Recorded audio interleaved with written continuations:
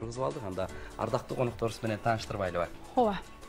Манас театрынын директорунун орун басары 15-эл аралык айтыш жирмекенин уюштуруучусу бизде Чыңгызхан Кожошев конокто. Саламатсызбы, кош келипсиз. Жана байгеге татыган 1-орунду багындырган Баян Акматов жана 2-орунга татыган Мамбет Токто, Мамбет Роза бизде конокто. Кош келипсиздер. Байге кут болсун. Байгеңиздер кут болсун. Бул майрамдык айтыштан кийин кичине эс алып, кичине эметип калдыңыздарбы? Баягы эмоцияларды эми сырттан караганда, эми сырттан караганда өзүңүздөр ошо ичинде кайнап жүрдүңүздөр да, азыркы тапта ой толгоолоруңуз менен сиз уюштуруу жаатында айтып баштап берет окшойсуз. Кутманыңыздар менен 15-жолу өтүп аткан кыргыз казак акындарынын кош байге айтышы эл аралык айтыш. Заманыбыздын залкары Заманбек Чөнбаев атабыздын 70 жаш мааракесине арналды. Негизги уюштуруучулар Маданият министрлиги, Кыргыз улуттук Манас театры, Республикалык айтыш коомдук фонду. Анан өзүңүздөргө белгилүү болгондой, жалпы калкка, журтка белгилүү болгондой, айтыштын деңгээли элдин маанайынан байкалып турат, көрүп турдук. Жогорку деңгээлде өттү окшойт. Дагы көрөрмандар, күйөрмандар өздөрү да айтышар. Анан 8 казак акыны, 8 кыргыз акыны, 16 акын таймашып, жыйынтыгында өзүңүздөргө белгилүү болгондой, кыргыз тараптан Жеңишбек Жумагатыр байкебиз баш байгени, Баян Акматов 1-орунду, Мамбет Токто, Мамбет Роза уулу 2-орун, 3-орунду Асылбек Маратовдор алышты. Негизги байгени 2 миллион сомду Кыргыз улуттук Манас театры сайды. Ал эми миллион сомду Кыргыз республикалык айтыш коомдук фонду сайды. Ошондо жалпы байге фонду 3 миллион сом болду. Ошон менен айтышты Кудай буйрса жакшы өткөрө алдык деп санабызды басып отурабыз. Эң жакшы анда Баян эмоциялар менен бөлүшөлү. Ооба, эми биздики Буга чейин эле баш байгелерди алып жүргөнсүз, бирок ар бир баш байге өзүнчө бир. Ооба, ар биринин өзүнчө орду бар го. Бул айтыш болсо мурункулардан өзгөчөрөөк, себеби эл аралык айтышта казак кыргыз. Ошонусу менен анан экинчи өзгөчөлүгү, ар бир айтыштын өзүнчө сабагы бар. Бул айтышта дагы элдин олтурушу башкача сабак берди эмнегедир. Эл менен кантип иштеш керек, эл үчүн кандай нерселер жагымдуу. Анан дагы бир суктанарлык нерсе, элибиздин дагы бир артыкчылыктарын көрдүк. Биздин элде аябай оройлуктуу, кырс, терс сапаттарды такыр жактырбайт экен, ошону түшүндүк. Баары бир ойлоп жүрөсүң да, биз Казакстанга айтышка көп эле барабыз, ал жакта эми ал жакта башкача да, мисалы аябай ачуу сөздөр менен эл тескерчи ордунан тура калып колдоп ушундай кылышат да.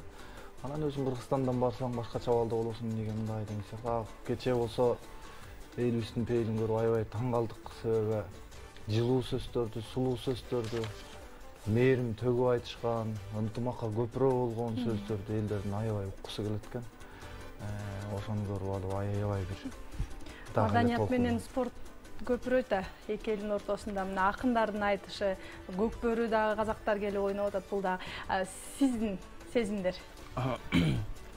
Мен болсо эл аралык айтышка казактар менен 1-жолу чыктым. 1-жолу чыгып ушул Жеңишбек байкелер сөз устаттарыбыз Баян байкелер менен үзөңгүлөш айтышып отургандын өзү мен үчүн сыймык болду. Эл журт аябай жакшы кабыл алды. Баян байкем айткандай ошол биздин элибиздин айкөлдүгүнө ошондой агрессияга алдырбай, жалаң гана жакшы сөздөрдү күтөт экенине көзүбүз жетти. Ошол астарлап айткан сөздөр өтөт экен. Биздин элибизге ошону жакшы кабылдайт экен. Сезимдери албетте жакшы. 1-эле чыгып, 2-орунга чыгып отурган бул аябай сыймык болсо керек. Акындарды көрүп алып, мен алардын ишинен саясатчылыкты көрөм, чындап айтканда. Юморлукту көрөм, акындыкты көрөм, баамчылдыкты көрөм да. Чыңгыз, сиз айтсаңыз, кандай тема бар? Темдар жумшак темаларды өтпөйбү? Ошентсе дагы мурунку айтыштардан биз билгенден Жеңишбек байкенин дагы айтышы азыр интернет айдыңын элге жаккан темалар, ар кандай комментарийлер жазып атышат, колдогом. Өзүңүздүн учурлардан. Биз уюштуруучу катары биз катыштык дагы өзүбүз дагы, уюштуруучу катары дагы баарына абай салып карап турдум, мен байкап турдумсуздар. Эки жээкте бирдей чаап ортодо жүрдүк. Бирде уюштуруучу иштери менен жүрсөң, бирде айтыштын казанында жүрдүк. Анан эми айтыш негизги тема эгемендүүлүктүн 31 жылдыгына карата, анан Үсөнбаев атабыздын 70 жылдыгына деген менен Ал жерде эки элдин ортосундагы күнгөй тескей маселелер сөз козголот, козголбой койбойт. Чек ара айтылды айталы. Калыптанып калган кээ бир темалар бар. Элге белгилүү, мисалы, биздин саясаттагы болгон окуялар, Казак элиндеги саясий окуялар, Кыргыз элиндеги саясий окуялар. Аны мындай жөнөкөй эле жалпак тил менен айтса, же саясаттын тили менен айтса, ор коюп башкача сезилип калат го. Анан акындардын тили менен, акындардын кандай чымчып, каймана маанисинде айтканда элге бир жумшак, жагымдуу жетет. Бирок мындай караганда саясий айрым темалар жагымсыз. Эки элдин ортосунда мындай айрым учурда мындай мамилени бузуп кое тургандай темалар болот. Бирок ошону акындардын тили менен кагаз коруп айтасыздар, элге жагымдуу кылып, жанагындай куйкум тил менен жеткиргенде бир жерден элдин мындай көкүрөгүндөгү көңүлдөгү кири чыккандай болуп калат эки элдин ортосунда. Баш эке ооба дешиби? Сөздүн баягы жүйөлүү сөз, никелүү зайыптай деп коет го кыргыз.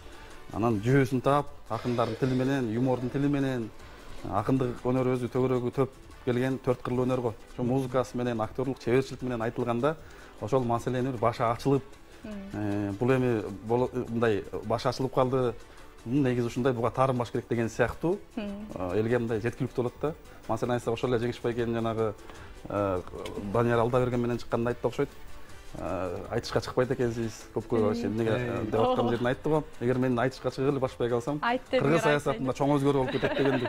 Кааласаңар барып Казакстанга барып чакыргыла башпай калып, силердин саясатта дагы силер өзгөртө албай аткан нерселерди өзгөртүп берейин дегенди ыр менен айтты элге. Бул эми элге мындай кандай жагымдуу сезилди да. Четинен. Саясаттагы элдин саясаттагы нерселер элдин тилеги ишке ашпай аткан айрым учурларда. Акындардын тили менен айтылганда элге кайсы бир деңгээлде аябай жагымдуу сезилет. Мен билишимче жөнөкөй эл эмес саясатчылар да тыңдап угат, анан элдин тили ушу экен, акындар эл аралап жүрөт деп калышат да. Биздин айтышында белгилеп коюш керек. Мисалы Казакстанда айтыштарда биз байкабайбыз деле. Бизде ошол эле экс-президенттер Роза Отунбаева, Сооронбай Жээнбеков, башкы прокурор, мамлекеттик катчы, айтыштын алып баруучусу өзү жогорку кеңештин депутаты Мирлан Сами Кожо дегендей мындай айтыштын өзү дагы мамлекеттик даражадагы адамдарды ошо айтыштын дүйнөсүнө алып кирип кеткен айтыш болду биздин айтыштар. Биз казак мисалы бизде башка элдерде кыргыз менен казакта эле айтыш азыр болуп аткан учуру башка элдерде жок. Бирок казактарда андай жогорку даражалуу адамдардын маани берип келип аткан жерин көп деле байкай бербейбиз.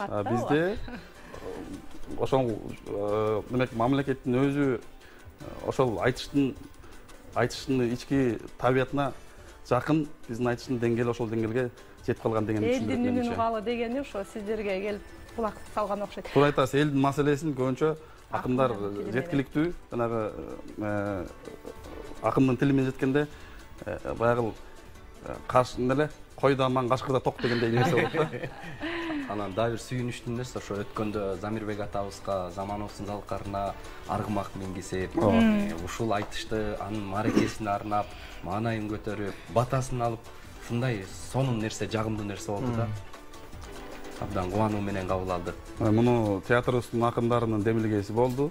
Бир оостон колдоп, театрдын директору, көркөм жетекчилиги баары колдоп бир оостон, анан жалпы акындар ошол аргымакты атабыздын 70 жаш тоюнун башын ушул аргымак менен баштайлы. Жалпы кыргыз элинде дагы жалпы баягы боло койбойт, боло сөз жүрбөйбү? Акындар ортосунда жанагындай байге талаш маселе болгондо мамилеси бузулат түшөт экен, тигил экен, бул экен дегендей.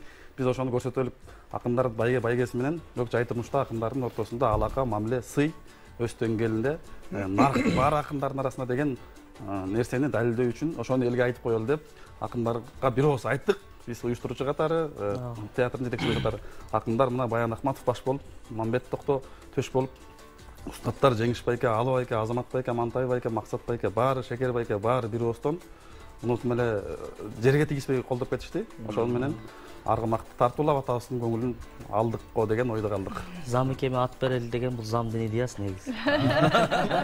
Жакшы. Аздек деп ардактап туралы аксакалдарыбызды. Баян айтчу, айтайын деген ой айтылып, чыгайын деген өнөктөш чыктыбы? Ушу менен чыксам экен деген бир изги тилектер. Мен бул айтышта тескерисинче мындан мурун биз Казакстанга айтышка барганбыз да. Арай орой сөздөрдү угуп келгенбиз да. Ушундай боло берет турбайбы анда деп мен өзүм тилеп жүргөм. Мына силерди депти. Анан ушул айтышка келгенде мага ошондой акындар туш болгон жок, багырдык тең элдейм сонун жайдарлар туш келди. Анан айттым го жанагындай орой айтсаң эл мынтип ушундай болот деп анан тескерисинче мүнөздөр дагы төп көрүш керек экен. Аябай сонун акындар келди. Тандем болуш керек экен да. Анан бул жакта баш байга биринчи орунду алган акындар чын эле Казакстанда акындар өздөрү көп этибар албаган акындар. Казыр тутуп төбөсүнө көтөргөн деле акындар эмес чынындачы. Бирок алардын мен ойлодум мүнөздөрү анан адеп кулк мүнөз аябай сонун акындар. Анан буякта элибиздин да колдоосуна аябай баа бердим. Мен айтып атам го. Акындыгын кошуп туруп, мүнөзүн кошуп туруп, мээримдүүлүгүн ушунусун кошуп туруп анан бир жакшы электен өткөргөндө аябай азыр да таңданып айтып бута албай жатабыз. Анан кечинде Сыйтамакка бардык. Балгынбек байке менен бир тасмалдын үстүндө отурдук. Ал байке дагы ой Кыргызстан айтыш аябай мыкты болду депчи. Өздөрүнчө сүйлөшүп отуруп. Карасам эми прокурор келип атат. Келип атат. Экс-президент келип атат. Касманбетов, Сүйүнбек агай ушулардын баары келип атат. Депутаттар бир кат тизилип отуруп айтыш көрүп атат. Биз эмне антып кетти деп өздөрүнчө сүйлөшүп атат да. Акыр не кыргыз болуп атат деп. Сиз акырын карап жок. Тамашалашып биз эми аралашып эле калганбыз биз менен кат кырып ошондой. Кызгасы жакшы. Сиздин айтчу сөздөр бүт эле айтылдыбы? Кабат аңгырда бир 2 мүнөт болгондо деп. Жок, негизи ошол казактардын айтыштарын көрүп жүрөбүз да. Казакстанда көбүнчөсү эле катуу айтышат, андай. Ал жактагы айтыштын салтына ошондой да, мисалы бирөөнү жерден алып көргө салып, көрдөн алып жерге чаап айтышканды булар айтыш деп эсептейт да. Кыргызстанда андай кылса такыр жол бербейт. Ошого катуу айткан казактарга чын айткан кезде бул жактан биз жооп кылалы дегенбиз. Кичине болсо да эмоциялар көрсөттүк. Бирок байкадым ушу экинчи кезекке келген кезде андай сөздөр мындай көбүнчө улуу аксакалдар, апалар, аталар мындай мынтип сыртын салып отурду да. Анан ошого карап кой жумшак эле айталы эми. Эл маанайына карап кестер да эми. Айкөлдүккө салалы деп өткөрдүк. Анан айтылчу сөздөр айтылды. Айтылбай калган сөздөр да болду. Домбура менен чыгып бир аз шоу көрсөтөйүн деген.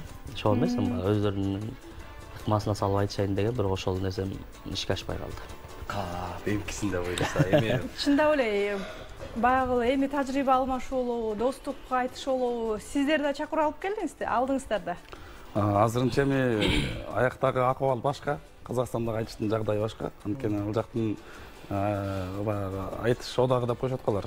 Башчысы Жүрсүн Ерман деген аксакал киши. Кишинин эми Кыргызстан тарапы менен анча мамилеси, жетекчисинин мамилеси анча эмес, бирок акындар менен жакшы. Ошол себептен жаштар өзүнчө уюштурууга эч кандай болбойт. Буга чейин Балгынбек Имашев деген агабыз калыс тараптан отурду го.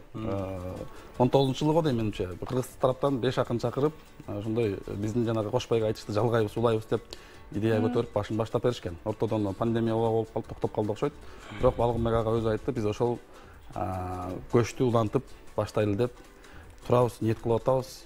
Ошол боюнча аракеттерди көрүп атабыз деп айтышты. Балким уланат. Кыргыз тарап инициатор экенбиз, чындап эле баардык жагынан өзүбүз көтөрүп чыгабыз. Абдан жакшы, анда комуз гүлгө келип калды окшойт. Жүрөктөгү ыр берметтери төгүлсүн, чачылсын теле көрүүчүлөргө.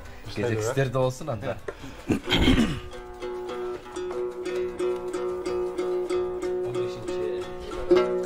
Айтышынын биринчи байгесин жеңүүчүсү Баян Акматов жана экинчи байгенин жеңүүчүсү Мамбет Токто, Мамбет Оразолова.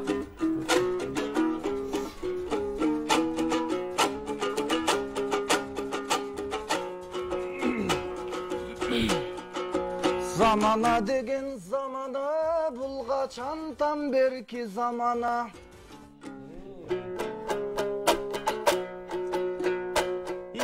Заң таланттарды чыгарат замана жагатмага да. Анда жакшыла бырдап берели бул жашыл көйнөк агама.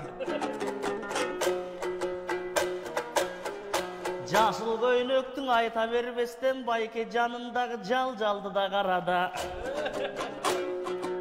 Оял элдин барын карата тозундагы помада. Мен помадаларды билбеймин, билсе билет сизге окшогон тамада. Тана ата деген опокшош сүт емип жаткан балага.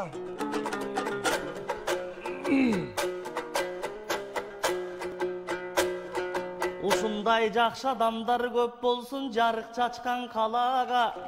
Ой кутайкы сөздөрдү сен оодара бербең агаңа.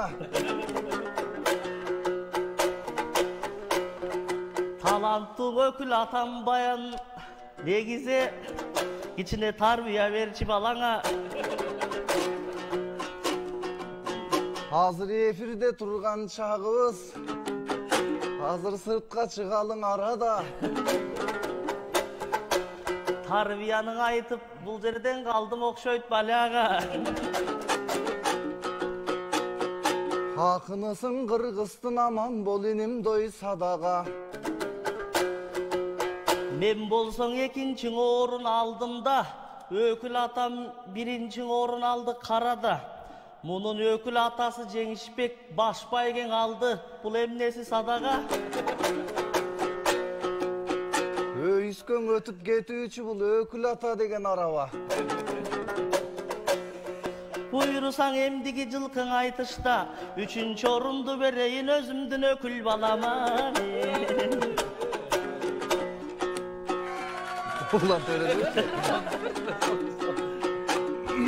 Негизи замананын эфири 10 мүнөттөн ашпас кыска эле.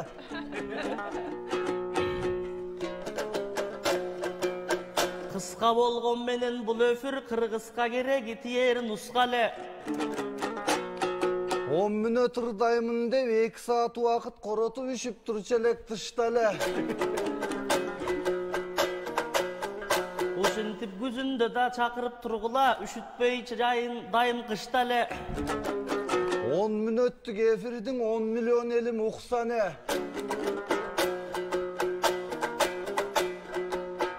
Он мүнөттө айткан ойлорум ошол ордолууң элге жукса не. Андыктан 10 мүнөт болуп жаткан соң оодаралы дой кыска эле. Анда токтотолууң айтышты байкең узартпастан ушул тушта эле. Мынабы замананын ичинден ушинтип заңкылдап комуз шаң болсун. Замана менен ардайым замандан аткан таң болсун. Алып баруучулардын тилдери асел ширин бал болсун. Эгемендиктен ардайым эл журтум кадыржан болсун. Көп жылдар өтсүн арадан, нурдөөлөт менен санаатаң ушул жерден 90го чыккан чал болсун. Рахмат. Мына талант, мына өнөр. Бали. Байгеңиздер кут болсун. Эл аралык айтыштарда алгачкы байгелерден болбой, сиз айткандай өкүл балага өтсүн. Айтыяк угуп калды эми. Уюштуруучу таппы. Алган байге чын эле жакшылыкка жумшасын, ушинтип улуу өнөрүбүз аздектеле берсин, барктала берсин, алыска даңктала берсин. Сиздерге ийгилик каалайбыз. Бар болуңуздар азырдар. Майлап берели. Буйрса сетсиз. Мына ушундай урматтуу телекөрүүчүлөр, сонун адамдардын маеги менен бүгүнкү эфирди жыйынтыктайбыз. Сак саламатта туруңуздар.